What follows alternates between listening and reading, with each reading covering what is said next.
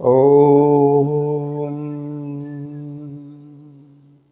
शन इन्द्राग्नी भवतामहोभिः शन इन्द्रावरुणा रातहव्या शन इन्द्राशो मासविताय संयोः शन इन्द्रापूषणा वाजसातौ। सभी आर्य बंधुओं को नमस्ते। आइए आज की इस ऑनलाइन कक्षा में हम सभी अपने ही YouTube चैनल विदर्शी नॉलेज सेंटर पे षष्ठी तत्पुरुष के बारे में जानेंगे। जैसा कि पिछले दिनों हम लोगों ने पढ़ा, द्वितीय तत्पुरुष, तृतीय तत्पुरुष, चतुर्थी तत्पुरुष, पंचमी तत्पुरुष, सप्तमी तत्पुरुष, साथ ही साथ हमने देखा था कर्मधारय समास को भी। आज हम जानेंगे इस ऑनलाइन कक्षा में षष्ठी तत्पुरुष समास। जैसा कि आप सभी जानते हैं, षष्ठी को कारक की श्रेणी में नहीं रखा गया है। आखिर क्यों नहीं रखा गया? क्योंकि यह क्रिया का निर्माण नहीं करता, क्रिया का निर्माण नहीं कर रहा होता है, इसलिए इस को कारक के श्रेणी में नहीं रखा गया है। क्योंकि कारक के परिभाषा पर जो खरा उतरता है वही संस्कृत में सही होता है, और जो कुछ भी होते हैं संस्कृत में वर्ड या शब्द या वाक्य, वह कहीं न कहीं अनुशासित होते हैं। इसलिए कहा अथ शब्दानुशासनम। आइए सूत्रों को जानें और षष्ठी तत्पुरुष को समझने का प्रयास करें। आज हम देखेंगे कि षष्ठी तत्पुरुष होता क्या है और कहाँ नहीं होता है, और कब कब किस किस कंडीशन में नहीं होता है, किस किस हालात में नहीं होता, किस किस परिस्थिति में नहीं होता है। तो आइए विलंब न करते हुए हम अपने टॉपिक पे आते हैं। षष्ठी एक सूत्र है। अष्टाध्यायी के दूसरे अध्याय के दूसरे पाद में 8वां जो सूत्र है वह षष्ठी सूत्र ये विधान करता है, षष्ट्यंतम सुबंतम षष्ट्यंत पदैहि सह विभाषा समस्यते। षष्ट्यंतम सुबंतम समर्थेन सुबंतेन सह विभाषा समस्यते तत्पुरुषश्च समासो भवति।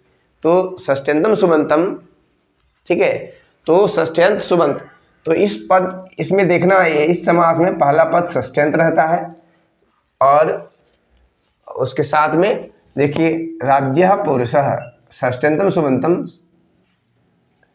समस्यते। षष्ट्यंतम सुबंतम, षष्ट्यंतम सुबंतम विभाषा समस्यते। षष्ट्यंतम सुबंतम समर्थेन सुबंतेन, समर्थ सुबंत है ये बाद में, षष्ट्यंत सुबंत, ये समर्थ सुबंत के साथ में क्या हो जा रहा है, ये समास हो जा रहा है। राज्यः पुरुषः राजपुरुषः, राजा का पुरुष राजपुरुष, विप्रस्य पुरुषः विप्रस्य पुत्रः विप्रपुत्रः। तो यह जो है समस्त हिंदी में ऐसे लगा देते हैं, या फिर पूरा वो विप्रपुत्र ये पूरा लिख देते हैं, है ना। यदि अलग अलग लिखेंगे तो वो योजक चिन्ह का प्रयोग करके हम लोग दिखाएंगे कि ये समस्त पद हो चुका है। चलिए आगे देखते हैं, षष्ठी तत्पुरुष कहाँ नहीं होता है। तो कहते हैं अब कहाँ होता है, देखिए एक और है याजकादिभिश्च।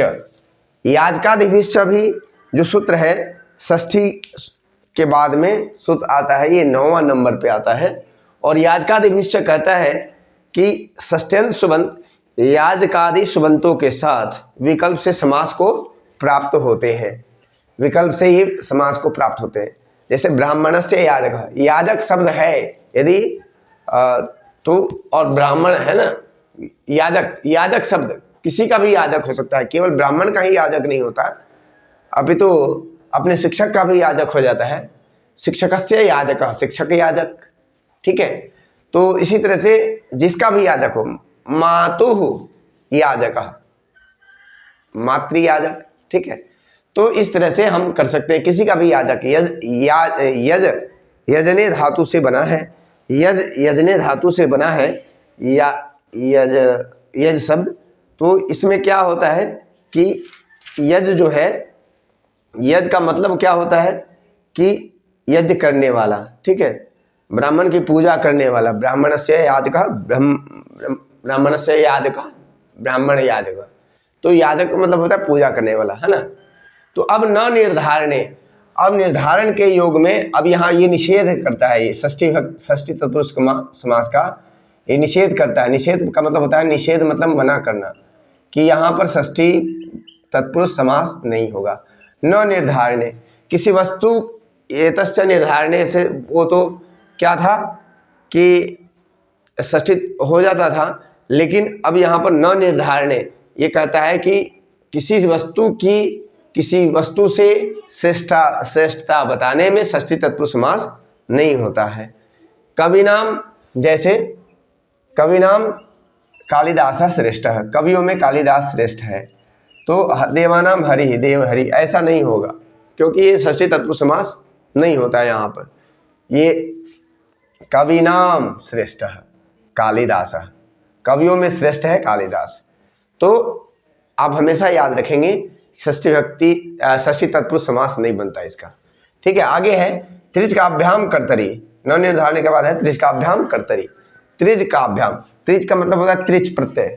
ठीक है, त्रिजकाभ्याम और त्रिज, और उसके बाद त्रिज अक है ना, त्रिज जमा अक, त्रिज, देखिए त्रिज जमा अक। ठीक है, आभ्याम आ गया तो त्रिज और अक प्रत्यय। ठीक है, यदि किसी शब्द के अंत में त्रिज और अक प्रत्यय यदि होगा तो भी वहां पर षष्ठी तत्पुरुष समास नहीं होगा।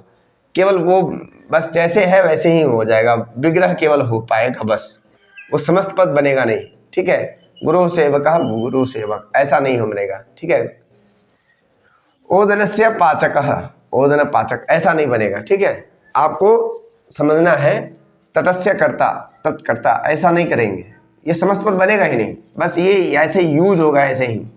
ठीक है, ऐसे ही ये प्रयोग में आएंगे। ठीक है, तो गुरु का सेवक। ठीक है, आगे देखिए, पूर्ण गुण सुहितार्थ सतव्य तव्य समानाधिकरणेन, पूर्ण गुण सुहितार्थ सतव्य तव्य समानाधिकरणेन, सूत्र कहता है कि यदि समस्त पद पूर्ण रहेगा, पूर्ण गुण रहेगा, सुहित, देखिए पूर्ण गुण पूर्णार्थक रहेगा, गुण वाला रहेगा, सुहितार्थ रहेगा, सत रहेगा, मैंने सत्य यानी सत्री प्रत्यय, अव्यय रहेगा, तव्यत रहेगा, समानाधिकरण रहेगा, तो इन शब्दों के साथ षष्ठी तत्पुरुष समास नहीं होता है इनके रहने पर। तो जैसे सत्ताम षष्ठ, ये पूर्णार्थक हो गया, और गुण कारकस्य कार्षण्यम, काकस्य कार्षण्यम, काकस्य कार्षण्यम, तो इस तरह से सुहितार्थ में फलानाम सुहितः। ठीक है, सत में द्विजस्य कुर्वाणः वा, सत्री अथवा सानस प्रत्यय लगा हुआ है। अव्यय के अर्थ में ब्राह्मणस्य कृत्वा, तो ये देख रहे हैं तव्य, ब्राह्मणस्य कर्तव्यम, तो ब्राह्मण कर्तव्यम ऐसा हो जाना चाहिए था, समस्त पद बन जाना चाहिए था, लेकिन नहीं, समस्त पद नहीं बनेगा, ये सीधे ऐसे ही व्यवहार में प्रयोग किया जाएगा। ठीक है, ज़्यादा इसमें। और समानाधिकरण, देखिए समानाधिकरण आपको मैंने पहले भी बताया, तत्पुरुष समानाधिकरण कर्मधारय, जब कर्मधारय समास बता रहा था, तो तक्षकस्य सर्पः, तक्षकस्य सर्पस्य, तो इस तरह से सीधा यह व्यवहार में प्रयोग होगा, षष्ठी तत्पुरुष नहीं होगा। जब षष्ठी तत्पुरुष होगा नहीं तो यह किस तरह से प्रयोग होंगे, ऐसे ही प्रयोग होंगे, केवल विभक्ति का षष्ठी का प्रयोग करेंगे और इन्हें वाक्यों में लिखेंगे। गुण, आगे कहता है गुणोत्तरेण तलोपश्चेति वक्तव्यम। गुणोत्तरेण, देखिए ध्यान से देखिएगा, गुणोत्तरेण तलोपश्चेति वक्तव्यम, कहते हैं गुण, कहते हैं इसमें कि तर प्रत्ययांत गुणवाची शब्द के बाद, तर प्रत्ययांत गुणवाची शब्द के बाद में रहने पर षष्ठी तत्पुरुष समास होता है। ठीक है, यहाँ न निर्धारणे का निषेध है, यहाँ न निर्धारणे, यहाँ पर तत्पुरुष समास हो जाएगा, षष्ठी तत्पुरुष समास हो जाएगा, लेकिन यहाँ पर जो चाहेंगे कि नहीं हो, ऐसा नहीं हो सकता है। अतः इस बात का ध्यान रखेंगे, सदैव ध्यान रखेंगे कि सदैव ध्यान रखेंगे, क्या ध्यान रखेंगे कि गुणोत्तरेण तलोपश्चेति वक्तव्यम। यदि ऐसा कंडीशन रहेगा, तरफ प्रत्यांत गुणवाची शब्द रहेगा तो षष्ठी तत्पुरुष समास वहाँ होगा। जैसे सर्वेषां श्वेतरः सर्वश्वेतः, देखिए बना सरस्वत बन गया यहाँ। सर्वेषां महत्तरः सर्वमहान, सबों में महान, है ना। पशूनां पतेः पशुपतेः, ठीक है। तो अब इसमें और भी चीज़ समझना है, देखिए आगे गुणोत्तरेण तलोपश्चेति वक्तव्यम, इसका और भी दिखना है। यदि पूर्व पद, यदि पहला पद बहुवचन में हो तो छाया शब्द सदा नपुंसक लिंग में रहता है। छायायाम सूत्र है, इससे कहता है कि पूर्व पद बहुवचन में हो तो छाया शब्द सदा नपुंसक लिंग में रहता है। जैसे वटानाम छाया वट छायम, अब वट छाया हो जाना चाहिए था, यहाँ पर what Chhaya Chhaya, वटानाम Chhaya what छाया, ऐसा समस्त पद बनना चाहिए था, लेकिन ऐसा समस्त पद नहीं बनेगा। क्यों नहीं बनेगा? छायाम सूत्र कहता है कि छाया के अर्थ में जो समस्त पद बनेगा वह नपुंसक लिंग में ही बनेगा। आगे देखिए, इक्षु नाम छाया इक्षु छायम, ठीक है, छायम। आगे है राजन राजनौच, तो राजन शब्द को छोड़ करके यदि राजा शब्द का कोई भी पर्यायवाची शब्द, अन्य कोई भी पर्यायवाची शब्द प्रयोग किया जा रहा है पूर्व पद में, तो बाद में सभा शब्द हो तो वह सदा नपुंसक लिंग में प्रयोग होता है। जैसे राजसभा, अब राज्य सभा, राजसभा है ना, राजा की सभा। तो ये सभा को छोड़ करके देखिए, अब राजा को छोड़ करके यदि कोई दूसरा है तो यहाँ पर राजसभा तो हो गया, लेकिन नृपस्य सभा नृपसभम हो जाएगा। भूपते सभा भूपति सभम हो जाएगा। भूपते सभा भूपति सभम हो जाएगा। क्यों हो जाएगा? क्योंकि यह सूत्र कहता है कि राजन शब्द को छोड़ करके यदि राजा का कोई भी पर्यायवाची शब्द रहेगा तो यदि समास विग्रह करेंगे और समस्त पद बनाएंगे, जब बनाएंगे तो उस वक्त में वह नपुंसक लिंग में प्रयोग हो जाएगा। जैसे राजसभा तो स्त्रीलिंग है, ठीक है। तो आगे देखिए, यहाँ पर आगे भी देखेंगे, राक्षस शब्द पिशाच आदि शब्द पूर्व में हो तो सभा शब्द नपुंसक लिंग में रहता है। जैसे राक्षसाम सभा राक्षस सभम, है ना, रक्षसभम, ठीक है। रक्षसाम सभा रक्षसभम, रक्षसाम सभा रक्षसभम, इस तरह से बनेगा। पिशाचानाम सभा पिशाच सभम, इस तरह से समस्त पद बनेगा। किंतु यदि धर्मस्य सभा रहेगा तो वहाँ पर धर्म सभा होगा, ठीक है। क्यों? क्योंकि यह निषेध है, इसका विलोम है, उल्टा है, इसलिए इसको बहुत बारीकी से ध्यान से देखेंगे। प्रायः परीक्षा में यह पूछ लिया जाता है कॉम्पिटिटिव एग्जाम में कि आप समास विग्रह करें। क्या भी समास विग्रह करें? पिशाच सभम लिखा रहेगा, इसको कहेगा कि इसका समास बताएं, इसमें कौन सा समास है और समास विग्रह करें। तो पिशाचानाम सभा और पिशाच सभम हो जाएगा। धर्मस्य सभा धर्म सभा हो जाएगा, धर्म सभम नहीं हो जाएगा, धर्मस्य सभा धर्म सभा, ठीक है। आगे है, सभा शब्द के दो अर्थ होते हैं। अब ये समझ लीजिए, सभा शब्द के दो अर्थ होते हैं, एक तो घर होता है और एक समूह होता है। एक घर होता है और दूसरा समूह होता है। यदि घर के अर्थ में होगा तो नपुंसक लिंग हो जाएगा। क्या हो जाएगा? घर के अर्थ में हो जाएगा तो नपुंसक लिंग हो जाएगा, और यदि सभा के अर्थ में होगा तो समूह के अर्थ में होगा तो वो स्त्रीलिंग में रहेगा, ठीक है।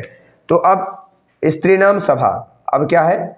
स्त्री नाम स्त्रीणाम सभा, स्त्रीणाम सभा, स्त्री सभम। तो सभा शब्द के दो अर्थ होते हैं, समूह और घर, समूह और घर। तो समूह और घर, समूह के अर्थ में सभा शब्द सदा नपुंसकलिंग में होता है। देखिए अब ये यहाँ पर गृह के अर्थ में क्या हो जाएगा, स्त्रीलिंग शब्द में हो जाएगा, स्त्रीलिंग में होगा। और सभा के अर्थ में, समूह के अर्थ में सभा शब्द नपुंसकलिंग हो जाएगा। ठीक है, सॉरी, आप ध्यान देंगे। समूह के अर्थ में सभा शब्द क्या हो जाएगा, स्त्रीलिंग हो जाएगा। और गृह के अर्थ में सभा शब्द स्त्रीलिंग हो जाएगा। ठीक है, मैंने पहले कहा था कि स्त्रीलिंग के अर्थ में नपुंसक, घर के अर्थ में नपुंसकलिंग होगा जाएगा, ऐसा नहीं। आप इसको ठीक कर लेंगे, रेक्टिफाई कर लेंगे। आप देखिए क्या है ना कि समूह के अर्थ में यदि होगा तो सभा शब्द नपुंसकलिंग होगा, और घर के अर्थ में यदि होगा सभा शब्द का प्रयोग करेंगे और समस्त पद बनाएंगे तो वो नपुंसकलिंग में प्रयोग होगा। वैसे इस तत्पुरुष समास के, षष्ठी तत्पुरुष समास के और भी अनेक सूत्र हैं, परंतु इतना आपका पर्याप्त है। इतनी जानकारी सभी को अवश्य होनी चाहिए, और इसके आधार पर ही आपके परीक्षा पूछे जाएंगे। अतः आप सभी से निवेदन है कि षष्ठी तत्पुरुष समास का ये स्क्रीनशॉट ले लेंगे, और लेने के बाद आप अपने कॉपी में लिखेंगे और इसे समझने का भी प्रयास करेंगे। इतना ही कहकर मैं अपनी वाणी को विराम देता हूँ। जय हिंद, जय भारत। आप स्वस्थ रहें, कुशल रहें, मंगल रहें।